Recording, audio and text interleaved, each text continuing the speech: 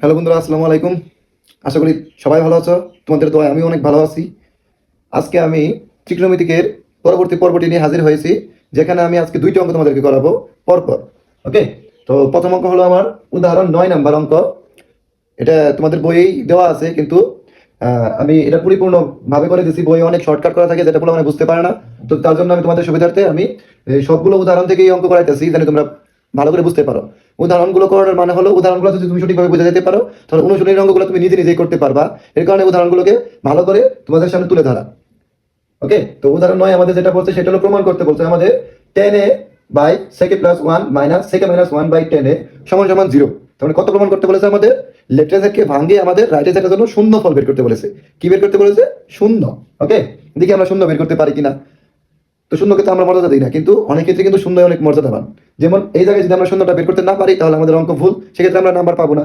এর জন্য আমাদের এই অঙ্কের জন্য শূন্যটা কিন্তু অনেক দামি। তো দেখি আমরা শূন্য বের করতে পারি কিনা। তো লেফট সাইডে কি বলেছে? আমাদের লেফট সাইডে যে অংশটা বলেছিল আমরা সেটা সুন্দর করে তুলেছি, এবং সেখানে বলা ছিল 10a বাই সেকে প্লাস 1 মাইনাস সেকে মাইনাস 1 বাই 10a। তো আমরা তো জানি যে ভগ্নাংশের মাঝখানে যদি যোগ বিয়োগ থাকে, সেক্ষেত্রে আমাদের ভগ্নাংশের যোগ বা বিয়োগ করতে হয়। তো সেই ক্ষেত্রে আমাদের এই জায়গায় ছিল বিয়োগ, তার মানে আমাদের দুই পাশে ভগ্নাংশের যে মান আছে, সেই মানে থেকে আমাদের ভগ্নাংশের বিয়োগ তৈরি করতে হবে। কিভাবে তৈরি করবো? তো নিচে যে ভগ্নাংশের যে হরগুলো থাকে, সেই হরগুলো যদি ভিন্ন ভিন্ন থাকে, তাহলে ভিন্ন ভিন্ন হরগুলো কমন নিয়েই আমাদের পরবর্তী অঙ্কটা, মানে পরবর্তীতে অঙ্ক যেভাবে করতে হয় সেটা করতে হবে। আর যদি একরকম থাকতো, তাহলে পূর্বের অঙ্ক তোমরা দেখে দিয়েছো যে একই রকম হর থাকলে কিভাবে একটা কমন নিয়ে বাকি অংশটুকু করতে হয়। তো এই অঙ্কের ক্ষেত্রে ভগ্নাংশ ছিল আমার দুই রকম। এই জন্য আমি দুটো ভগ্নাংশ কমন নিয়েছি গুণাকারে। ওকে, কমন নিলে অবশ্যই গুণাকারে নিতে হয়। তো এই জন্য সেকে প্লাস 1 ইন্টু 10 আমি কমন নিয়েছি। তো সেকে প্লাস 1 আর সেকে প্লাস 1 কাটাকাটি চলে গেছে, বাকি রয়েছে 10। এই 10 কে উপরে 10 যদি আমি গুণ করি, তাহলে আমাদের এই যে আমি গুণাকারে লিখে দিয়েছি, কারণ এই অঙ্কে বইয়ে এই মানটুকা দেওয়া নাই, এইভাবে করানো নাই। তার মধ্যে তোমাদের বোঝানোর ক্ষেত্রে আমি এইভাবে করেছি। সেকে প্লাস 1 যদি আমি কাটাকাটি করে দিই থাকে 10, তাহলে 10 এর উপরে 10 গুণ করতে হবে, যার কারণে আমি 10 ইন্টু 10 দিয়ে দিয়েছি, গুণাকারে লিখে দিয়েছি। মাইনাসের মাইনাস। এখন আমার এই 10 কাটা গেলে আমার নিচে বাকি থাকে সেকে প্লাস 1। তখন এই সেকে প্লাস 1 কে দিয়ে আমার সেকে মাইনাস 1 এর সাথে গুণ করতে হবে। এর জন্য আমি এই দুইটা ব্র্যাকেট দিয়ে গুণাকারে লিখে দিয়েছি। ব্র্যাকেট মানে আমরা জানি গুণ, তো ব্র্যাকেট দিয়ে আমি সুন্দর করে সাজিয়ে গুণাকারে লিখেছি। তারপর আমি কি করেছি? 10 আর 10 গুণ করছি, সেক্ষেত্রে আমার 10 স্কোয়ার এ হয়ে গেছে। একই রকম জিনিস গুণ করলে একটা জিনিস মনে রাখবে তোমরা সবসময়, গুণ করলে পাওয়ার বাড়ে, যোগ করলে সংখ্যা বাড়ে, বিয়োগ করলে সংখ্যা কমে, ভাগ করলেও হয়তো মানে আর কি আমার মান কমে আর কি। ঠিক আছে, গুণের তার যুগেরটাই সবচেয়ে বেশি মনে রাখা প্রয়োজন। গুণ করলে পাওয়ার বাড়ে, তার মানে একই রকম সংখ্যা গুণ করলে পাওয়ার খালি বাড়তেই থাকবে। তো 10 একটার একটা দুইটা জিনিস আমি দুইটা গুণ করছি, এই জন্য হয়ে গেছে 10 স্কোয়ারে। মাইনাসের মাইনাস, এই জায়গায় আমার a plus B into A minus B, মানে a স্কোয়ার মাইনাস বি স্কোয়ারের সূত্রটা আমরা এই জায়গায় ব্যবহার করতে হয়েছে। বীজগণিতের যে সূত্র আমরা জানি, a square minus B square is equal to আমরা জানি a plus B into A minus B, ওই সূত্রটা আমি এই জায়গায় ব্যবহার করেছি।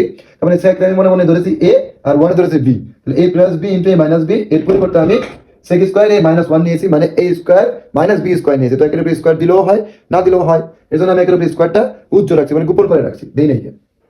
টেন স্কোয়ার মাইনাসের মাইনাস। তো আমরা আরেকটা সূত্র কিন্তু পূর্বের প্রথম পার্টে আমি দেখেছি যে সেক স্কোয়ার এ মাইনাস 1, এই দুইটার পরিবর্তে আমি 10 স্কোয়ার লিখতে পারি। এর জন্য আমি সেক স্কোয়ার এ মাইনাস 1 এটার পরিবর্তে আমি 10 স্কোয়ার লিখেছি, নিচে যা আছে তাই। 10 স্কোয়ার প্লাসের একটা, 10 স্কোয়ার মাইনাসের একটা আমি কাটাকাটি করে দিয়েছি, বাকি থাকে 0। তো এটা ভাগ করলে কিন্তু 1 হইতো, আমি তো ভাগ করিনি, আমি করেছি কি কাটাকাটি, যার কারণে আমার ফল কি আসছে? একই রকম জিনিস কাটাকাটি করে দিলে যদি উপরে কোনো মান না থাকে, তো সেই ক্ষেত্রে উপরে আমার শূন্য থাকবে। এর জন্য আমি শূন্য ব্যবহার করেছি, নিচে যা আছে তাই। তো শূন্যকে দিয়ে আমি যত সংখ্যায় ভাগ করি না কেন, আমার ভাগফল কত আসবে? অবশ্যই শূন্য আসবে। এর জন্য আমি আমার ফল হিসেবে কত নামিয়েছি? শূন্য। তার মানে দেখো, আমাদের রাইটে থেকে যে শূন্য প্রমাণ করতে বলেছিল, সেই শূন্যটাই কিন্তু আমার ফল হিসেবে বের হয়েছে। তাহলে এটাই আমাদের প্রমাণিত। তো পরবর্তী অঙ্কটি হলো উদাহরণ 10। কেন জানি মনে হয় এই অঙ্কটা খুবই কমন, কারণ এই ধরনের অঙ্ক অনুশীলনের ভিতরে আরো 2-3টা দেওয়া আছে। তো এটা বুঝতে পারলে অনুশীলনী করে তোমরা অবশ্যই ভালো করে করতে পারবে। তো আমরা কথা না বাড়িয়ে আমরা দেখি যে 10 নম্বর অঙ্ক আমাদের কি করতে বলেছে। আমাদের প্রমাণ করতে বলেছে root over 1 minus sine a by 1 plus sine a সমান সমান সেকে মাইনাস 10 এ সমান সমান কি প্রমাণ করতে বলেছে? আমাদের সেকে মাইনাস 10 এ প্রমাণ করতে বলেছে। তো আমি লেফট হ্যান্ড সাইডে যা বলা ছিল আমি তা উঠিয়েছি। লেফট হ্যান্ড সাইডে বলা ছিল root over 1 minus sine a by 1 plus sine a. তো রুট ওভার দিয়ে যদি রুট ওভারের ভিতরে একটা ভগ্নাংশের মান থাকে, তাহলে সেই ধরনের অঙ্ককে আমাদের যেভাবে সমাধান করতে হবে সেটা হলো আমাদের উপরের এই মানটা আমাদের খেয়াল রাখতে হবে। উপরের মানটা কি প্লাসের দেওয়া আছে না মাইনাসের দেওয়া আছে? উপরের মানটা যদি মাইনাসের দেওয়া থাকে, নিচের মানটা যদি প্লাসের দেওয়া থাকে, তাহলে উপরের মানটাই আরেকবার করে এনে দুপক্ষের সাথে আমার গুণ করতে হবে। আমি জায়গা নাই দেখে আমি লিখতে পারি নাই, তোমরা লিখে দিবা যে 1 মাইনাস সাইন কে উভপক্ষের সাথে গুণ করে পাই, উভপক্ষের সাথে কি করে পাই? গুণ করে পাই। কথাটা তোমরা লিখে দিবা। তো উপরে যে মানটা থাকবে ওই মানটাই আবার পুনরায় আরেকবার করে এনে দুপক্ষের সাথে গুণ করতে হবে। যার কারণে এই যে আমি দেখো সেম টু সেম আমি যে কথাটা বলেছি ওই কাজটাই করেছি। ওয়ান মাইনাস সাইনের সাথে আরেকটা ওয়ান মাইনাস সাইন আইন আমি গুণ করেছি, আবার ওয়ান প্লাস সাইনের সাথে ওয়ান মাইনাস সাইন আইন আমি গুণ করেছি।